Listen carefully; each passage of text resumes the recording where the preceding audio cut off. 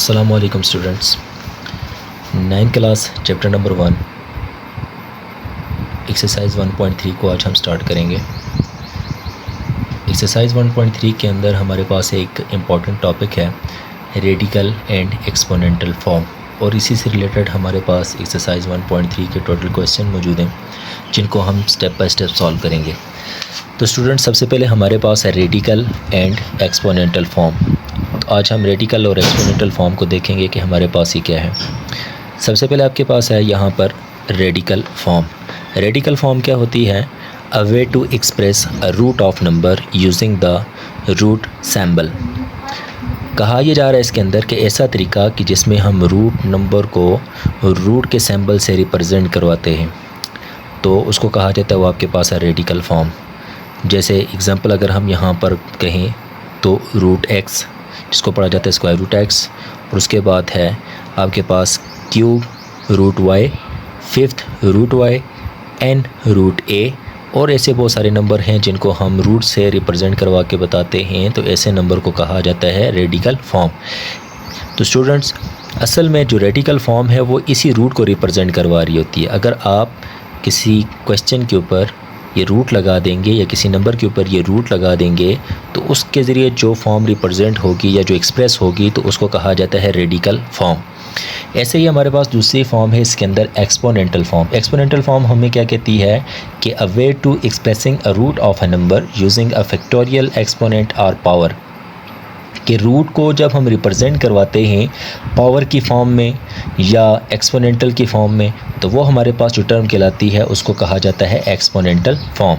जैसे अगर एग्जांपल देखी जाए तो एग्जांपल हमारे पास है x पावर 1/3। अब देखें ये जो टर्म है 1/3 ये बेसिकली एक्सपोनेंट है या पावर है। ठीक है, आप इसको अगर इस फॉर्म के अंदर लिखेंगे यानी पावर या एक्सपोनेंटल की फॉर्म में, तो ये एक्सपोनेंटल फॉर्म कहलाएगी। देन उसके बाद आपके पास y power 1/2, n power 4/5 and x/5 whole power -3/2। कहने का मतलब है कि स्टूडेंट, जो आपके पास पावर की फॉर्म में जो नंबर लिखा जाएगा उसको कहा जाता है एक्सपोनेंटल फॉर्म। आपने दोनों में डिफरेंस देखा, ऐसा नंबर जिसको रूट में रिप्रेजेंट करवाया जाए और ऐसा नंबर जिसको पावर में रिप्रेजेंट करवाया जाए, तो वो आपके पास जो रूट वाला है इसको रेडिकल फॉर्म कहेंगे, और जिसमें पावर है उसको एक्सपोनेंटल फॉर्म कहा जाएगा। उसके बाद हमारे पास एक्सरसाइज 1.3 शुरू हो जाएगी, और इसी कॉन्सेप्ट को लेकर हम चलेंगे एक्सरसाइज 1.3 के अंदर। स्टूडेंट, एक्सरसाइज 1.3 में हम इसी कॉन्सेप्ट को लेकर चलेंगे जिसमें हमारे पास रेडिकल और एक्सपोनेंटल फॉर्म के हवाले से जो हमने बेसिक कॉन्सेप्ट देखा था उसी चीज़ को हम अभी लेकर चलेंगे एक्सरसाइज 1.3 में। तो इसके लिए हमें जो एक्सरसाइज 1.3 में क्वेश्चन 1 दिया हुआ है सेम इसी चीज़ से रिलेटेड है। क्वेश्चन की स्टेटमेंट में दिया हुआ है write the following radical in exponential form. कि रेडिकल फॉर्म दी हुई है, इसको एक्सपोनेंटल फॉर्म में हमने कन्वर्ट करना है, और साथ में दूसरी चीज़ इसमें ये कही गई है कि यही यहाँ पे आप आइडेंटिफाई करेंगे कि इसमें इंडेक्स क्या है और रेडिकेंड क्या है। तो पार्ट नंबर 1 हमारे पास क्वेश्चन 1 का है जिसमें दिया हुआ है क्यूब रूट ऑफ -8/GH। तो सोल्यूशन हमारे पास इसका है, फर्स्ट स्टेप को हम सेम एज इट इज़ लिखेंगे, और जब हम इसको रेडिकल को एक्सपोनेंटल में कन्वर्ट करते हैं तो यहाँ पे हमारे पास जो फॉर्म है जिसको इंडेक्स कहा जाता है, इसको रेडिकेंड की पावर में लिखा जाता है। और रेडिकेंड की पावर में कैसे लिखेंगे? 1/3। अगर 4 है तो 1/4, 5 है तो 1/5।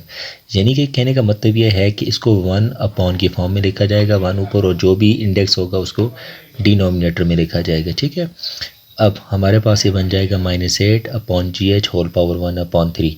अब हमने ये बताना है कि इस क्वेश्चन में इंडेक्स क्या था। इंडेक्स हमारे पास है 3, और रेडिकेंड क्या था? रेडिकेंड हमारे पास जो रूट के अंदर की वैल्यू है इसको कहा जाता है रेडिकेंड। ओके स्टूडेंट्स, ऐसे ही हमारे पास इसका है पार्ट नंबर 2। पार्ट नंबर 2 में हमें दिया हुआ है -क्यूब रूट ऑफ LMN। तो सोल्यूशन हमारे पास है first step same as it is, और उसके बाद रेडिकेंड की पावर ली जाएगी, -3 है तो इसको लिखा जाएगा -1/3। इसमें अब इंडेक्स क्या है? इंडेक्स हमारे पास आ जाते हैं रूट के बाहर वाली आउटर वैल्यू, वो हमारे पास है -3, और रेडिकेंड क्या है? हमारे पास रूट के अंदर की वैल्यू को कहा जाता है रेडिकेंड। ठीक है, उसके बाद हमारे पास आ जाता है इसकी क्वेश्चन नंबर 1 का पार्ट नंबर 3 जिसमें हमें दिया वो 4/5 रूट ऑफ -36। तो first step same as it is. Second step में हम ये करेंगे कि इसको हम लिखेंगे पावर, ये जो हमारे पास इंडेक्स है इसको लिखा जाएगा 1/4/5। तो 5 को हम 1 से मल्टीप्लाई करवा देंगे तो बन गया 5/4। सो सारा ये हमारे पास बनता है -36 होल पावर 5/4। अब इसी में हमने ये देखना है कि इंडेक्स क्या है। इंडेक्स हमारे पास आ जाता है 4/5 और रेडिकेंड हमारे पास आ जाएगा रूट के अंदर की वैल्यू 30 -36। ओके स्टूडेंट्स, इसी तरह हमारे पास पार्ट नंबर IV है क्वेश्चन 1 का, जिसमें हमें बताया हुआ 5th root of XY whole cube. तो इसमें हमारे पास सॉल्यूशन है first step same as it is, और सेकंड स्टेप में हमने ये किया कि ये जो हमारे पास 5 था इसको लिखा 1/5, और ये जो 3 था ये हमारे पास है XY होल क्यूब। ठीक है, ये अब जो नंबर आपके पास अगर यहाँ पर है उसको पावर में जब ला रहे हो तो उसको मल्टीप्लाई हमें करना होगा। अब लिखा जाएगा 3 × 1/5, देन उसके बाद ये 3 1 से मल्टीप्लाई हो जाएगा, बन जाएगा 3 1 3/5। अब हमने इसमें यह बताना है कि इंडेक्स और रेडिकेंड क्या है। तो वही चीज़ यहाँ पर हमारे पास जो टर्म है उसको इंडेक्स कहा जाएगा, और रूट के अंदर की जो वैल्यू है उसको हम कहेंगे रेडिकेंड। ठीक है, उसके बाद हमारे पास क्वेश्चन 1 के बाद हमारे पास है क्वेश्चन नंबर 2, जिसमें हमें कहा गया है कि write the following exponential to radical form. अब हमने ये करना है कि एक्सपोनेंटल फॉर्म को रेडिकल फॉर्म के अंदर कन्वर्ट करना है, यानी कि जो हमें क्वेश्चन 1 दिया हुआ था हमने अब उसी का रिवर्स लेना है। ठीक है, अब इसमें ये देखें क्वेश्चन के अगर स्टेटमेंट को समझें तो इसमें लिखा हुआ है j - k होल पावर 1/3। तो इट्स मीन यहाँ पर अगर देखा जाए तो ये पावर है, और पावर बेसिकली एक्सपोनेंट को शो करती है कि आपके पास ये एक्सपोनेंट की फॉर्म के अंदर है। सो क्वेश्चन 2 का पार्ट नंबर 1 है j - k whole power 1/3। Solution के बाद हम फर्स्ट स्टेप को सेम एज इट इज़ लिखेंगे, और उसके बाद यहाँ पर जो पावर में डिनोमिनेटर होता है ना उसको इंडेक्स की फॉर्म में लिखा जाता है। पावर में जो डिनोमिनेटर होता है उसको इंडेक्स की फॉर्म में लिखेंगे। इंडेक्स में आ जाएगा हमारे पास यहाँ 3 था तो यहाँ आ गया 3 cube root of j - k।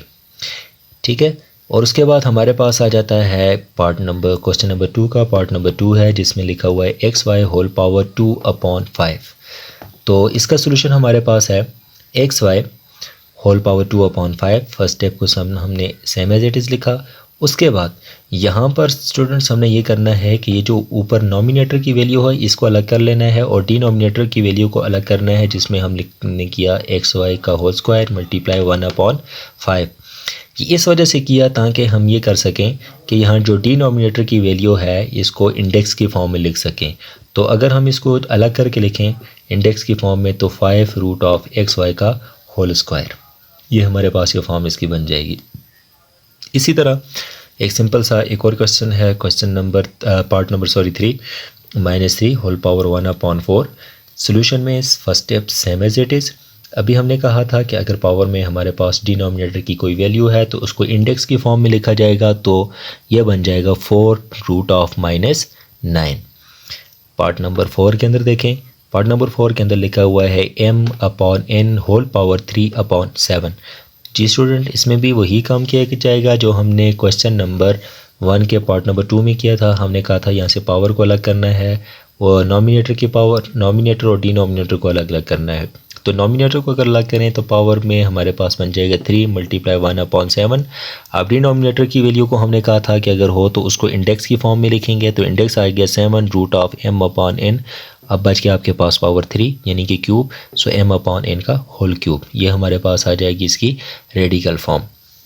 Same ऐसे ही हमारे पास पार्ट नंबर 5 के अंदर है uw/z होल पावर -2/6। सेम यहाँ पर भी वही first step same as it is, और उसके बाद हम यहाँ से -2 और 1/6 को अलग अलग कर देंगे।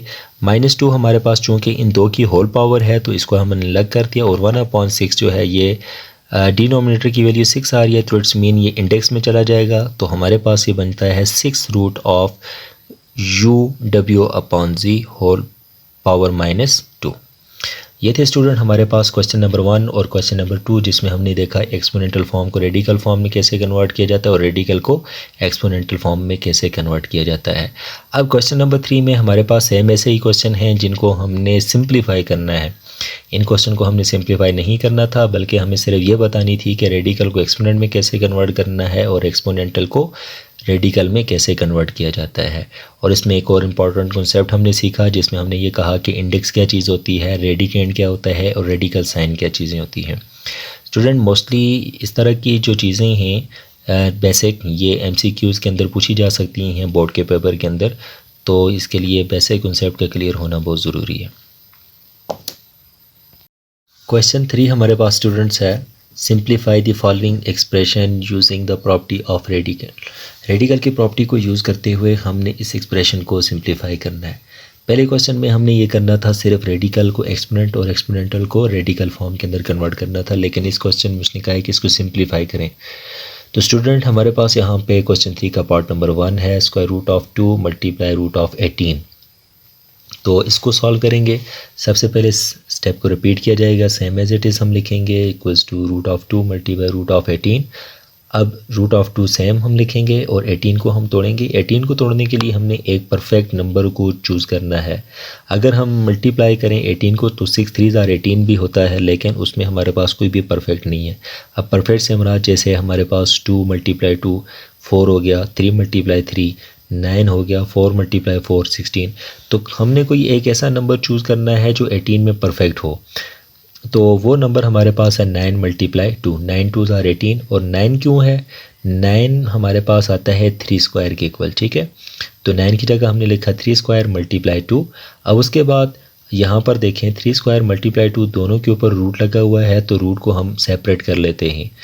तो ये बन जाएगा square root of 2 multiply root of 3 square multiply root of 2। अब उसके बाद यहाँ पे ये रूट ऑफ 2 हम इस रूट ऑफ 2 के पास ले आते हैं, ठीक है। और उसके बाद स्क्वायर और रूट आपस में कैंसिल हो जाते हैं। उसके बाद ये दोनों आपस में मल्टीप्लाई हो रहे हैं, चूँकि सेम है। अगर बेसिस सेम हो तो पावर ऐड हो जाती हैं।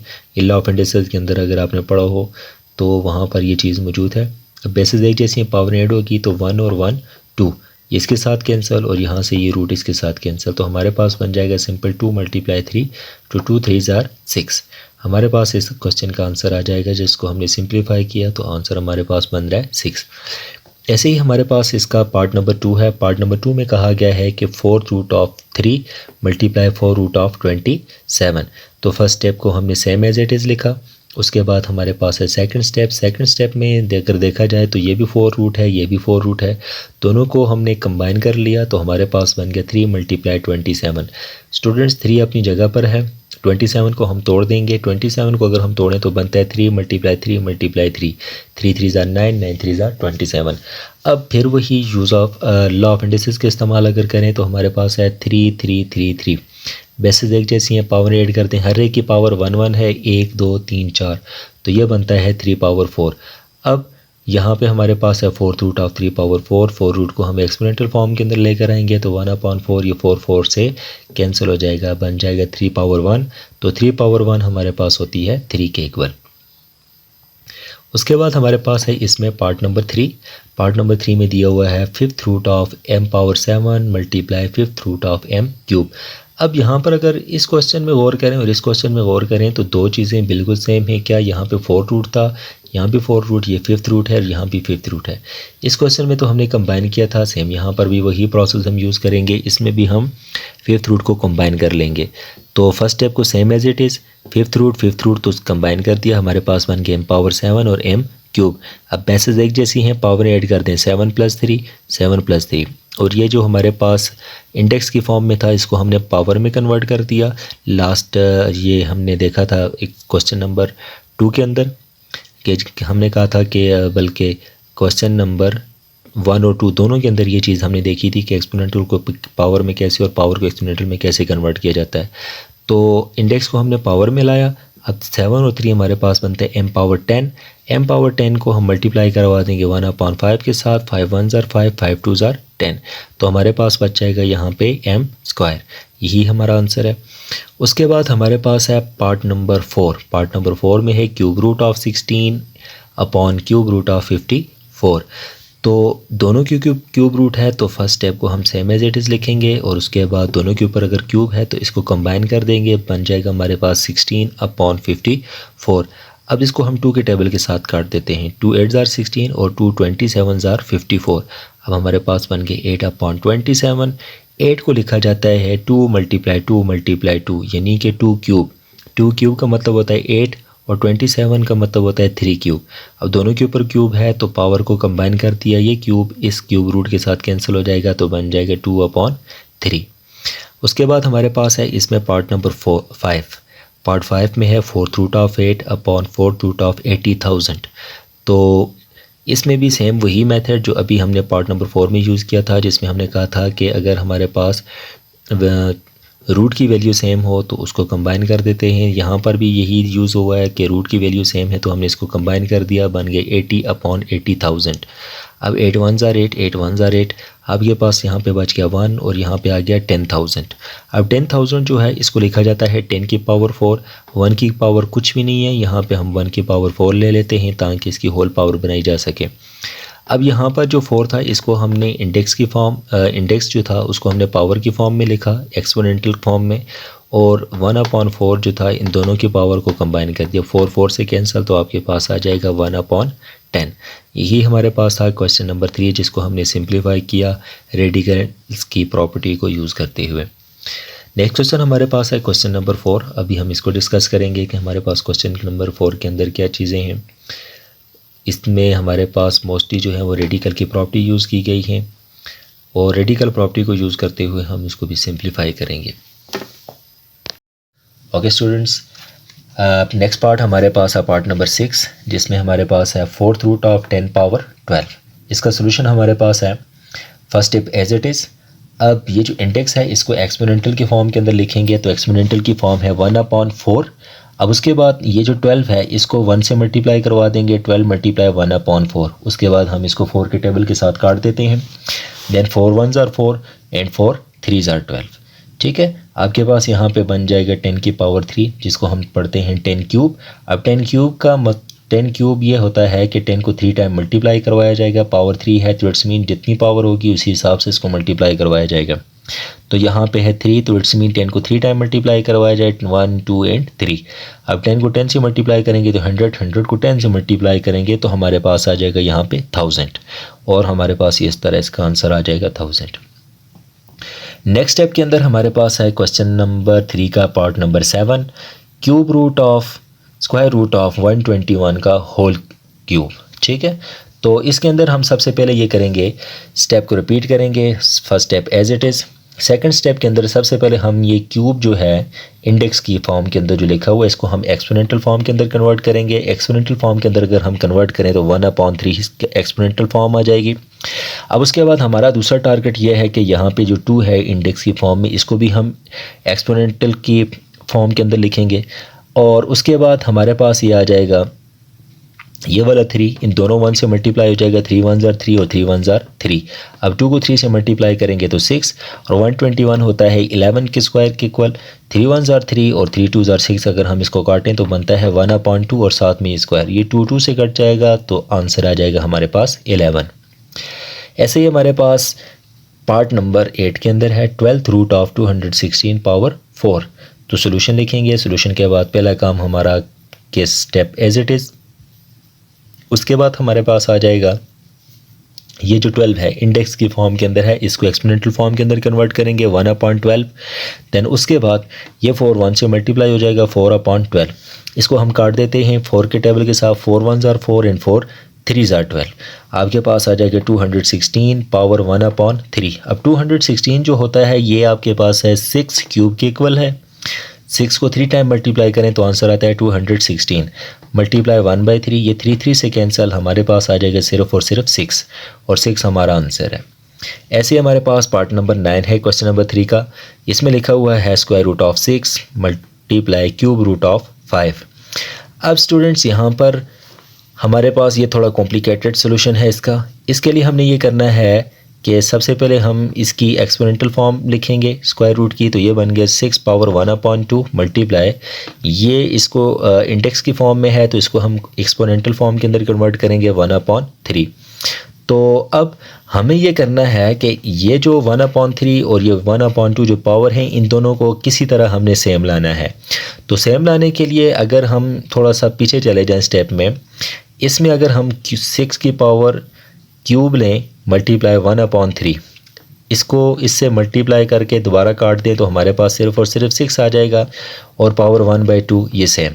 5 में हमारे पास है, अगर हम इसको मल्टीप्लाई करें 2/2 से और पावर 1/3, तो वापस बैक करें तो ये 5 बन जाएगा, इस दोनों को काटें तो वापस 6 बन जाएगा। हमें इसको काटना नहीं है, बल्कि हमें इन दो को, हमने जैसे हमने कहा था ना कि ये दो पावर सेम आनी चाहिए, तो इसी तरह पावर को सेम लाने के लिए हम इसको ये करते हैं, 6 का क्यूब सॉल्व कर लेते हैं तो 216, और 1 को 1 से मल्टीप्लाई किया तो 1, और 3 को 2 से मल्टीप्लाई करेंगे तो 6 आ जाएगा। यहाँ पर भी 5 स्क्वायर हमारे पास है 25, 1 को 1 से मल्टीप्लाई किया 1, और 2 को 3 से मल्टीप्लाई करेंगे तो हमारे पास आ जाएगा 6। अब देखें ये दोनों पावर्स जो हैं हमारे पास सेम आ गई, 1/6 और 1/6। अब इंडिसेस का रूल ये है कि अगर आपके पास पावर सेम है तो उसको कंबाइन कर दिया जाता है, देन इन दोनों को हम करेंगे कंबाइन, और ये दो आपस में हो जाएंगे मल्टीप्लाई करने के बाद आंसर आ जाएगा 5400 पावर 1/6। अब ये जो आपके पास है एक्सपोनेंशियल की फॉर्म में, इसको हम ले आते हैं इंडेक्स में, ठीक है, 6√5400, ये हमारे पास आ जाएगा आंसर। ऐसे ही हमारे पास पार्ट नंबर एक्स के अंदर है। पार्ट नंबर एक्स सिंपल है, इसमें हमारे पास है (x⁴ मल्टीप्लाई 5/y²। तो इंडेक्स को हम लिखेंगे पावर की फॉर्म में, यानी एक्सपोनेंशियल की फॉर्म के अंदर, और 5 को हम लिखेंगे इसको भी एक्सपोनेंशियल की फॉर्म के अंदर। अब 4 को 1 से मल्टीप्लाई किया तो (x⁴)/3, एंड 2 को 1 से मल्टीप्लाई किया तो 2/5। तो स्टूडेंट ये थे हमारे पास क्वेश्चन नंबर 3 के 10 पार्ट, जिनको हमने ईज़िली सॉल्व किया। अब हम चलेंगे क्वेश्चन नंबर 4 की तरफ। क्वेश्चन नंबर 4 के अंदर हमारे पास है कि simplify by combining similar term. तो सिमिलर टर्म्स को हमने यहाँ पे कंबाइन करके उसको सिंप्लीफाई करना है, ठीक है। तो उसके लिए सबसे पहले हमें पार्ट 1 दिया हुआ है 5√7 + 7√7 + 6√7।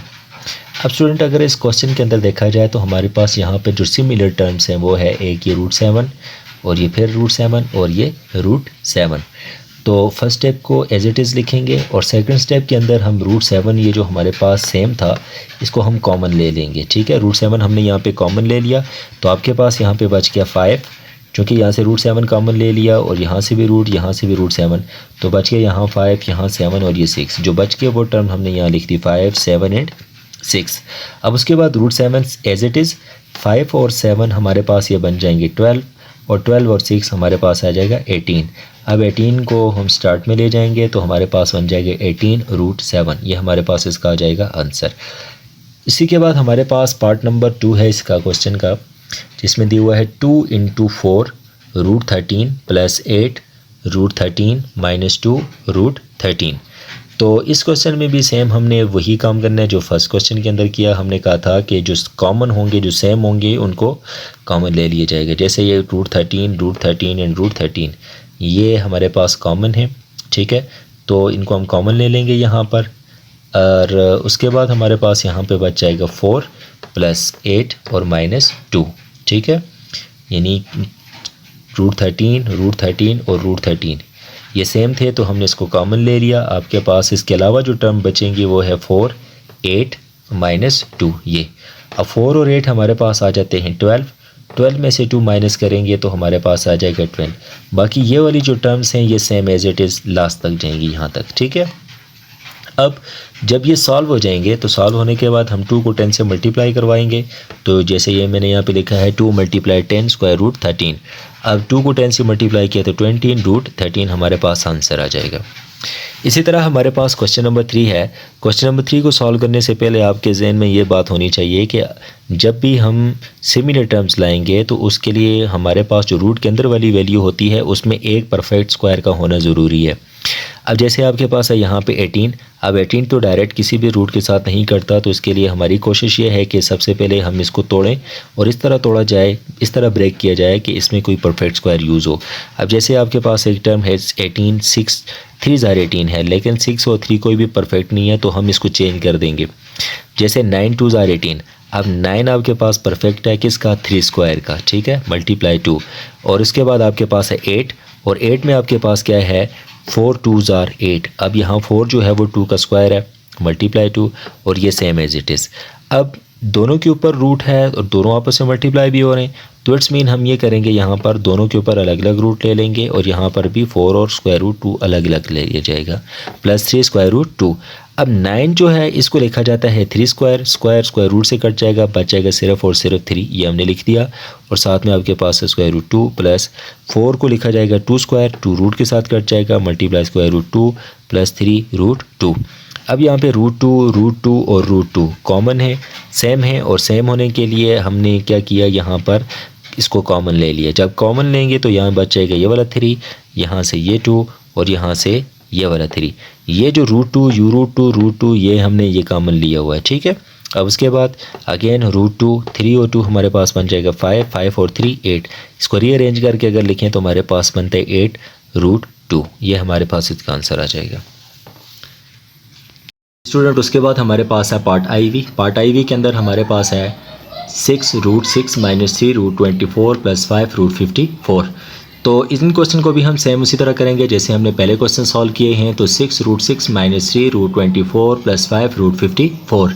तो हमने करना ये है कि नेक्स्ट स्टेप में 6 रूट 6 माइनस 3 रूट, अब ये जो 24 है हमने इसको इस तरह तोड़ना है कि हमें इनमें से एक परफेक्ट मिल जाए। जैसे 6 4 ज़ार 24 है और 8 3 ज़ार 24 है, तो हमने 8 और मल्टीप्लाई 3 नहीं करना बल्कि 6 मल्टीप्लाई 4 करना। वजह यह है कि जो यहाँ पर 4 यूज़ किया जाएगा वो परफेक्ट में आता है, जबकि 8 और 3 को अगर मल्टीप्लाई करें तो इसमें कोई भी हमें परफेक्ट नहीं मिलता। अब परफेक्ट लेने का मकसद ये है, पर्पज़ ये है कि इसमें हम ताकि रूट के ऊपर लगा कर इसको काट सकें, ठीक है। प्लस 5 रूट 54 को हम लिखेंगे 9 मल्टीप्लाई 6, 9 6 ज़ार 54। नेक्स्ट स्टेप में चलते हैं 6 रूट 6 माइनस, अब दोनों के ऊपर चूँकि 6 और 4 के ऊपर कंबाइन रूट है तो हम इनको सेपरेट कर लेते हैं। Square root 6 multiply square root 2 square, ठीक है। और ऐसे ही 9 और 6 के ऊपर यहाँ पर रूट है तो हम इसको भी सेपरेट कर लेंगे, ठीक है। तो 9 हमारे पास बन जाएगा 3 square multiply root 6। Next step में भी सेम एज इट इज़। अब उसके बाद हमने करना यह है कि ये जो स्क्वायर है ये रूट के साथ कैंसिल आउट हो जाएगा और यहाँ से ये स्क्वायर ये रूट के साथ कैंसिल हो जाएगा। जो बच जाएगा हम उसको नीचे लिख देंगे। नेक्स्ट स्टेप में 6 root 6 minus 3 root of 6 multiply 2, ये स्क्वायर रूट के साथ कट गया जो 2 बचा वो हमारे पास यहाँ पर है। उसके बाद प्लस 5, ये स्क्वायर रूट के साथ कैंसिल तो बच गया 3 मल्टीप्लाई रूट ऑफ 6। नेक्स्ट उसके बाद हमारे पास है 6 रूट 6 माइनस 3 2 ज़ार 6 रूट 6 प्लस 3 5 ज़ार 15 रूट 6। नेक्स्ट हमारे पास आ जाएगा रूट ऑफ 6, 6 माइनस 6, ये रूट ऑफ 6, ये रूट ऑफ 6, ये रूट ऑफ 6। अगर आपने यहाँ पर नोट किया हो तो ये तीनों में कॉमन है तो हम इसको कॉमन ले लेते हैं। देन उसके बाद आ गया यहाँ पे बच गया 6, ये वाला माइनस 6 और ये प्लस 15। अब 6 और 6 आपस में कैंसिल हो जाएंगे, बच जाएगा प्लस 15। 15 को रूट 6 के साथ मल्टीप्लाई कर देंगे तो हमारे पास आ जाएगा 15 रूट 6। ये था हमारे पास पार्ट आई वी। नेक्स्ट हमारे पास पार्ट नंबर वी के अंदर देखें स्टूडेंट, हमारे पास है 3 root of 12 plus 4 root of 27 minus 5 root of 75। इसके अंदर देखें फर्स्ट स्टेप हमने रिपीट किया सेम एज इट इज़। उसके बाद 3 root of 4 multiply 3 plus 4 root of 9 multiply 3 minus 5 root of 25 multiply 3। ये जो 4 मल्टीप्लाई 3 लिखा हमने 12 की जगह लिखा, 27 की जगह हमने लिखा 9 मल्टीप्लाई 3 और 75 की जगह हमने लिखा 25 मल्टीप्लाई 3। अच्छा, इनको लिखने का पर्पज़ क्या है? इनको लिखने का पर्पज़ इसलिए यह है कि अगर हम देखें 12 तो 12 के अंदर 4 और 3 आ रहा है, 4 इज़ द परफेक्ट स्क्वायर। उसके बाद 9 आ रहा है, 9 3 ज़ा 27, 9 परफेक्ट स्क्वायर है और 15 मल्टीप्लाई 3 तो 15 भी परफेक्ट है। लेकिन अगर हम 25 की जगह अगर 15 को 5 से मल्टीप्लाई करें तब भी आंसर 75 आता है, लेकिन हमने वो नहीं लेना। किस वजह से कि हमें यहाँ पे एक परफेक्ट नंबर चाहिए जो हमारे पास 25 की तरह मौजूद है। अब उसके बाद अगर यहाँ पर गौर किया जाए तो दोनों के ऊपर रूट है तो हम इसको सेपरेट रूट इनके ऊपर अप्लाई कर देंगे। यहाँ पर भी दोनों के ऊपर रूट है तो इनके ऊपर भी सेपरेट अप्लाई किया रूट और इनके ऊपर भी हमने इसको सेपरेट कर दिया, ठीक है। अब उसके बाद अगर आप स्टूडेंट ने यहाँ नोट किया हो स्क्वायर रूट 3 और स्क्वायर रूट 3 ये तीनों में कॉमन है तो हम इसको कॉमन ले लेंगे, बन जाएगा नेक्स्ट स्टेप में रूट 3। उसके बाद ये 3 बच गया ये, और 4 की जगह हम लिखते हैं 2 स्क्वायर प्लस ये 4 और यहाँ पर हमारे पास 9 है तो 3 स्क्वायर माइनस 5 और उसके बाद यहाँ 25 है तो 5 स्क्वायर। अब नेक्स्ट स्टेप के अंदर हमने सबसे पहले स्टेप को रिपीट किया, फिर उसके बाद स्क्वायर को रूट के साथ कैंसिल कर दिया, यहाँ से भी स्क्वायर को रूट के साथ और यहाँ भी स्क्वायर को रूट के साथ कैंसिल कर दिया। तो यह बन जाएगा हमारे पास √3, 3 2 ज़ार 6, 4 3 ज़ार 12, -5 2 ज़ार 10।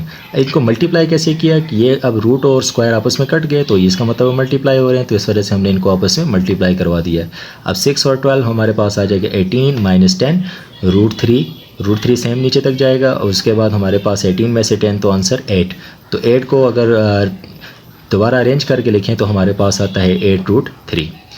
ऐसे ही हमारे पास स्टूडेंट नेक्स्ट पार्ट है BI। पार्ट BI के अंदर हमें दिया हुआ 2√20 प्लस √45 प्लस √80। तो सोल्यूशन हमारे पास है इक्वल्स टू 2√20 प्लस √45 प्लस √80। तो फर्स्ट ऑफ ऑल हमने इस स्टेप को रिपीट किया है। अब हमने लिखा है 20 की जगह 4 × 5, 4 5 ज़ार 20, और 45 की जगह हमने लिखा 5 9 ज़ार 45, और उसके बाद हमारे पास आ जाता है 80। तो 80 की जगह हमने लिखा 16 × 5। 50 को अगर 20 को अगर हम 4 से मल्टीप्लाई करें तब भी आंसर 80 आता है, बट हमने पहले ही कहा है कि हमें वो नंबर चाहिए जो इसमें परफेक्ट मौजूद हों, परफेक्ट स्क्वायर हों। तो परफेक्ट हमारे पास कितना है 16। देन उसके बाद हमने ये किया कि वही काम जो हमने पहले क्वेश्चन के अंदर किया था, हमने कहा था रूट है तो इसमें दोनों वैल्यूज़ के ऊपर सेपरेट करके रूट को लगा दिया जाएगा। Then 2√4 × √5 plus √5 × √9 plus √16 × √5। Next step के अंदर हमारे पास यहाँ पर है वही काम जैसे हमने यहाँ पे कहा था ना कि तीनों के अंदर √3 कॉमन है, तो यहाँ पर भी √5 और √5 कॉमन है, तो हमने इसको कॉमन ले लिया है। तो उसके बाद हमारे पास आ जाएगा 2√4 प्लस √9 प्लस 16। कैसे? अगर ये कॉमन ले लें तो आपके पास ये बचता है √4, √9 और √16। अब स्टूडेंट देखें 4 हमारे पास होता है 2 का परफेक्ट स्क्वायर, और 9 होता है 3 का परफेक्ट स्क्वायर, और 16 होता है 4 का परफेक्ट स्क्वायर। नेक्स्ट स्टेप में हमने रिपीट किया, फिर उसके बाद हमने स्क्वायर को रूट से काट दिया, स्क्वायर को रूट के साथ, और यहाँ पे स्क्वायर को रूट से काटेंगे। ठीक है, तो इक्वल्स टू √5, और यहाँ पर ये दोनों आपस में मल्टीप्लाई हो रहे हैं, तो 2 × 2 प्लस ये रूट के साथ कट किया था तो बच गया हमारे पास 3, और यहाँ पर 4, 2 2 ज़ार 4 प्लस 3 प्लस 4, √5 × 4 और 3 7, 7 और 4 हमारे पास आ जाएगी 11। तो रीअरेंज करके अगर लिखें तो 11√5 हमारे पास आंसर आ जाएगा। तो स्टूडेंट यहाँ पर एक्सरसाइज 1.3 एंड होती है। अगर आपको वीडियो अच्छी लगे तो इसको लाइक शेयर सब्सक्राइब ज़रूर कीजिएगा। अल्लाह हाफिज़।